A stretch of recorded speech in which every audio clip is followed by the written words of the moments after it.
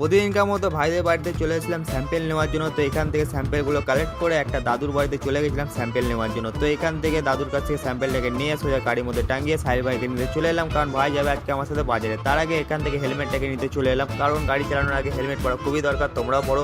চলে এলাম খোঁজবাগানে দেখতেই পাচ্ছ কত টোটো। তারপর চলে এলাম আমরা এখন ল্যাবে। তো ল্যাবে স্যাম্পেলগুলোকে জমা দিয়ে এখানে বসছিলাম, যে কাগজপত্রগুলো দিয়েছিলাম সেগুলো চেক ফেক করে করার রিপোর্ট ছিল সেগুলো কালেক্ট করে ব্যাগ হাতে ধরে সোজা বেরিয়ে পড়লাম এখন লাইসেন্স করার উদ্দেশ্যে। মানে লাইসেন্স তো করতে দিয়েছিলাম অনেকদিন আগে, এখন পেমেন্ট করতে চলে এসেছিলাম, কারণ এখন আমার লাইসেন্স হয়নি। তো পেমেন্ট করার পরেই লাইসেন্সের ডেট ফেট দেবে। তো এখান থেকে আব্বা পেমেন্ট করে দিয়েছিল আর আমার কাজ হয়ে গেছে কমপ্লিট। তো এখন চলে যাবো সাহিল ভাইয়ের কাজ করার জন্য। তো এখন আমরা চলে এলাম সোজা নীলপুরে এয়ারটেল অফিসে। তো এয়ারটেল অফিসে কারণ সাহিল ভাই এয়ারটেলের সিম, তো সিম বন্ধ হয়ে গেছে, সেই সিমটাকে অন করার জন্য চলে এসেছিলাম।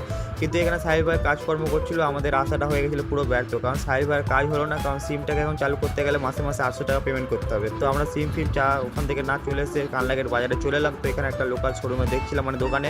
তো এখানেও কোনো কাজ হলো না। তারপর এখন চলে যাই বাড়িতে, কারণ বহু জোরে খিদে পেয়ে গেছে। তো চান পান করে এখন ছাদে চলে এসেছি, আজ মেঘটাও হয়ে এসেছে পুরো ঘনিয়ে। দেখতেই পাচ্ছি কত সুন্দর মেঘটা হয়ে আছে, বেশ সুন্দর লাগছিল আর হাওয়াটা বেশ সুন্দর দিচ্ছিল। তো হাওয়া খেতে খেতে আমার চোখ পড়লো সেই পুরনো একটা গাছ, যেটা আমার স্কুলে স্যার দিয়েছিল। তো গাছটা এখন ওরকমই একটু বড় হয়েছে আর এইদিকে লাগিয়েছে আব্বা আম গাছ। তো এখানে হাওয়া খেতে খেতে আমার বহু জোরে খিদে পেয়ে গেছিলো। তো চলে এলাম এখানে খাওয়ার জন্য। তো মাছ আমার ফেভারিট জিনিস যেটা হলো আলু পোস্ত আর ডিম আর ভাত। তো এগুলো খেয়ে আজকে ভিডিওটা এখানে শেষ করলাম, টাটা।